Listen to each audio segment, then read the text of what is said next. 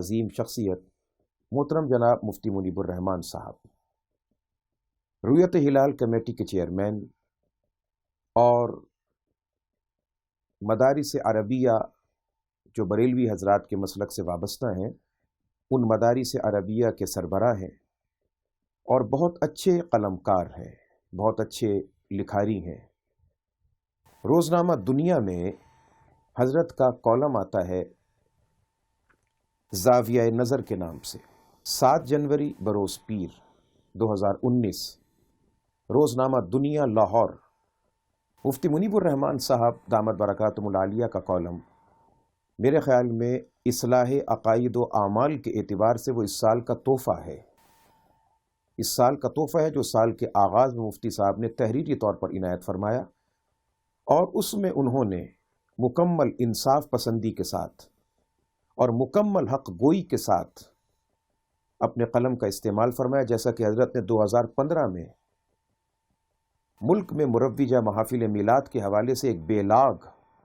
بالکل دو ٹوک اور بالکل یوں سمجھا جا سکتا ہے کہ ایک شمشیر بے نیام کے طور پر فتویٰ صادر فرمایا تھا۔ اسی طریقے سے حضرت نے جو کالم لکھا، کالم کا عنوان ہے حب رسول صلی اللہ علیہ وسلم کے معیار اور اس کے تقاضے۔ اس حوالے سے مفتی صاحب نے پہلے ایک کالم لکھا، اس کے بعد دوسرا کالم لکھا، اور اس دوسرے کالم میں مفتی صاحب نے باقاعدہ اپنے مکتب فکر کی ایک بہت بڑی علمی شخصیت محترم جناب علامہ غلام محمد سیالوی صاحب، ان کا حوالہ دیا کہ علامہ غلام محمد سیالوی صاحب نے بعض نکات پر اور بعض باتوں پر مفتی صاحب کو متوجہ کیا، اور اس کے بعد پھر مفتی صاحب نے ان باتوں کو اٹھایا، ان باتوں کو لوگوں کے سامنے پیش کیا، اور یہی باتیں جو مفتی صاحب نے تحریر فرمائیں وہ آپ کے سامنے پیش کی جا رہی ہیں محض اصلاح اعمال کی نیت سے، محض اصلاح عقائد و اعمال کی غرض سے، تاکہ اللہ تبارک و تعالیٰ کی طرف سے ہم میں سے جس کسی کے ذہن میں حب رسول کا اور محبت رسول کا معیار کچھ اور ہے، وہ اپنے معیار کو تبدیل کر لے۔ اور مفتی صاحب دامت برکاتہم العالیہ نے جس غرض کے ساتھ، جس خلوص کے ساتھ یہ قلم اٹھایا ہے، یوں سمجھا جا سکتا ہے کہ قلم حقیقت رقم، کہ اس قلم سے اللہ کریم نے حقیقت اور سچائی کی باتوں کو رقم کروایا اور لکھوایا ہے، وہ ہم سب کے لیے، اور خصوصیت کے ساتھ وہ افراد جو خود کو صبح و شام سنی اور اہل سنت والجماعت میں شمار کروانے کے لیے فخر کا ذریعہ سمجھتے ہیں، ان کے لیے بہت بڑا لمحہ فکریہ ہے۔ تو بلا کسی تمہید کے چند باتیں جو مفتی صاحب نے کالم میں تحریر فرمائیں، پورے درد دل کے ساتھ بلا کم و کاست آپ کے سامنے پیش کی جاتی ہیں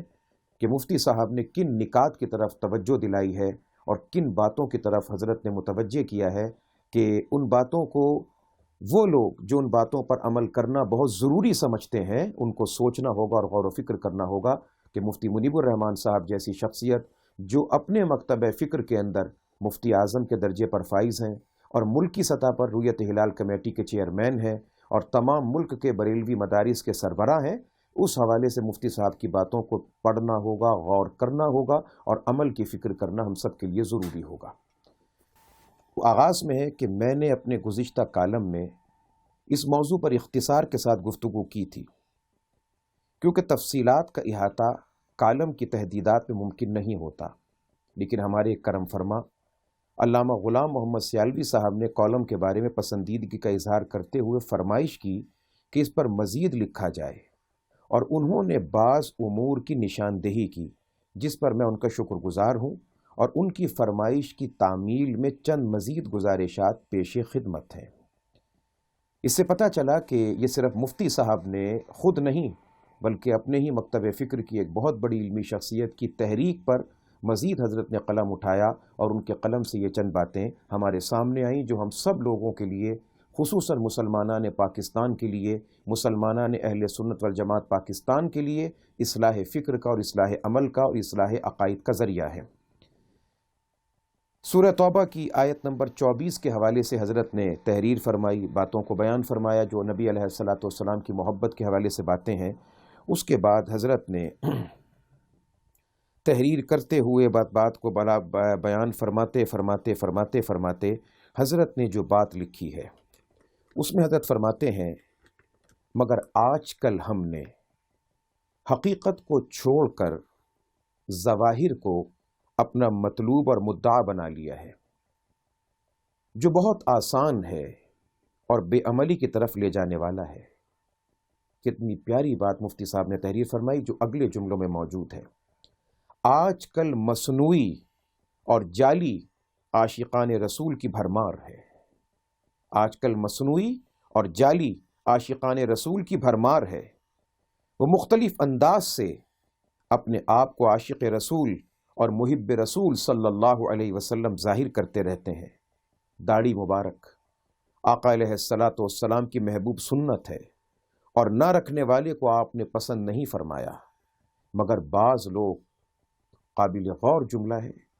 مگر بعض لوگ نالین پاک کا نقشہ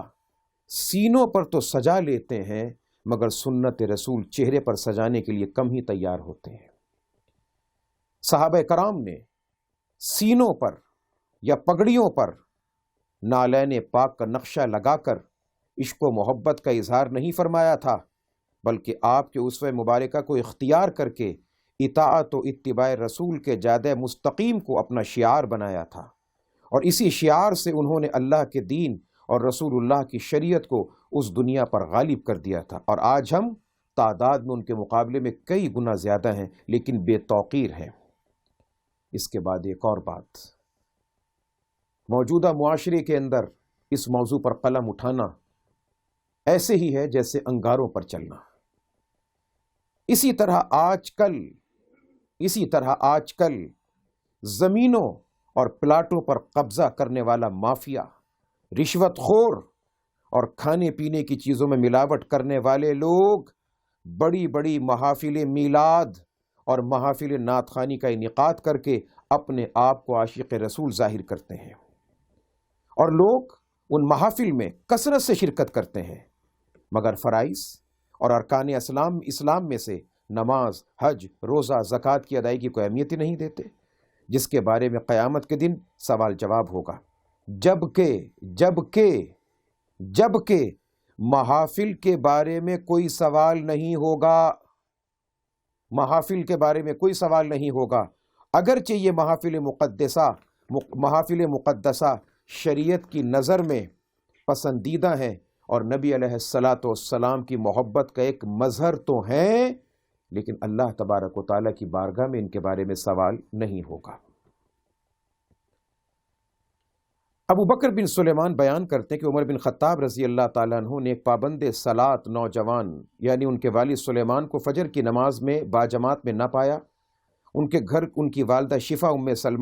سلیمان کے پاس تشریف لے گئے اور ان سے کہا، کیا بات ہے، آج میں نے فجر کی نماز میں سلیمان کو نہیں دیکھا؟ انہوں نے عرض کیا کہ وہ رات گئے تک نوافل پڑھتے رہے، پھر ان پر نیند غالب آ گئی اور نماز فجر جماعت سے ادا نہ کر سکے۔ اس پر فاروق اعظم رضی اللہ عنہ نے فرمایا، سلیمان فجر کی جماعت میں حاضر ہوتے تو ساری رات ان کے نوافل میں قیام کے مقابلے میں میرے نزدیک یہ بات زیادہ بہتر تھی۔ غور کیجئے، حضرت سلیمان تاریک صلاۃ نہیں تھے بلکہ پابند نماز تھے، لیکن رات بھر نوافل میں مشغول رہنے کی وجہ سے ان سے فجر کی جماعت چلی گئی تو فاروق اعظم نے اسے ناپسند فرمایا، اور ہمارے ہاں رات بھر جلسوں میں شرکت کرنے والے اکثر تاریک نماز ہوتے ہیں۔ آج کل ان محافل کی رونق بڑھانے کے لیے عمرے کی ٹکٹوں کا اعلان کیا جاتا ہے۔ بعض کاروباری ادارے اپنی پروڈکٹ کو سیل پروموشن کے لیے عمرے کی ٹکٹوں کا اعلان کرتے ہیں، حالانکہ شریعت میں اس کا کوئی حکم نہیں۔ ہم یہ نہیں کہتے کہ کسی کو حج یا عمرہ کرانا نیک کام نہیں، ضرور ہے، لیکن اگر کسی نیک آدمی کو عمرہ حج کرانے کی سعادت سمجھتا ہے تو اس کے لیے جلسے میں تشہیر کرنے کی کیا ضرورت ہے؟ اس کا علم تو صرف اللہ کو اور جس نے عمرہ کروایا اس کو ہونا چاہیے، اس کی تشہیر کرنے کی کیا ضرورت ہے؟ اللہ کی بارگاہ میں یہ سوال نہیں پوچھا جائے گا کہ آپ نے کسی کو عمرہ کروایا تھا کہ نہیں کروایا تھا۔ ہاں، یہ ضرور پوچھا جائے گا۔ رسول اللہ صلی اللہ علیہ وسلم نے ارشاد فرمایا کہ اللہ تعالیٰ قیامت کے دن اپنے بندے سے پوچھیں گے کہ اے بنی آدم، میں بیمار تھا، تو نے میری عیادت نہ کی۔ بندہ عرض کرے گا، پروردگار میں تو تیری عیادت کیسے کرتا، تو تو رب العالمین ہے۔ نبی علیہ الصلاۃ والسلام فرماتے ہیں کہ اللہ کہے گا، کیا تجھے نہیں پتا کہ میرا فلاں بندہ تیرے سامنے بیمار ہوا تو تو نے اس کی عیادت نہ کی؟ اس کے بعد لمبی حدیث پاک مسلم شریف کی روایت مبارکہ ہے جس کو حضرت نے تحریر فرمایا۔ محدثین کرام نے اس حدیث کی شرح میں فرمایا ہے، اس حدیث قدسی کا منشا یہ ہے کہ بیمار کی عیادت، محتاج کو کھلانا، پیاسے کو پلانا، یہ بالواسطہ اللہ کی عبادت اور اس کے حبیب مکرم کی سنت جلیلہ ہے۔ اور حدیث پاک کی ترتیب سے یہ بھی معلوم ہوا کہ بیمار کی عیادت اور تیمارداری کا ثواب بھوکے کو کھلانے اور پیاسے سے بہت زیادہ ہے۔ اگلی بات، آخری بات، حضور صلی اللہ علیہ وسلم بھی صحابہ کرام سے محافل اور عمرے کرانے کے بارے میں نہیں پوچھا کرتے تھے۔ پھر سنیے گا، مفتی منیب الرحمان صاحب تحریر فرما رہے ہیں، 7 جنوری 2019 بروز پیر، روزنامہ دنیا صفحہ نمبر 11 پر کالم کا اختتامی سطور ہے، حضور اکرم صلی اللہ علیہ وسلم بھی صحابہ سے محافل اور عمرے وغیرہ کرانے کے بارے میں نہیں پوچھتے تھے، بلکہ یہ پوچھا کرتے تھے کہ آج تم میں سے کون روزے سے ہے؟ صدیق اکبر نے عرض کیا میں۔ فرمایا آج تم میں سے کون جنازے میں شریک ہوا؟ صدیق اکبر نے عرض کی کہ میں۔ فرمایا تم میں سے آج کس نے مسکین کو کھانا کھلایا؟ صدیق اکبر نے عرض کی میں۔ فرمایا آج تم میں سے کسی نے مریض کی عیادت کی؟ صدیق اکبر نے عرض کیا کہ میں نے۔ آقا علیہ الصلوۃ والسلام نے فرمایا جس شخص میں یہ ساری خصلتیں جمع ہو جائیں وہ جنت میں داخل ہوگا۔ اس کے بعد بالکل آخری سطر میں جو مفتی صاحب نے تحریر فرمایا کہ اب تو مغربی ممالک سے بھی، یعنی یورپ وغیرہ کے ممالک سے بھی شکایات آ رہی ہیں کہ پیروں، نعت خوانوں اور وائزوں کی تصاویر سے مساجد کے در و دیوار اٹے ہوئے نظر آتے ہیں۔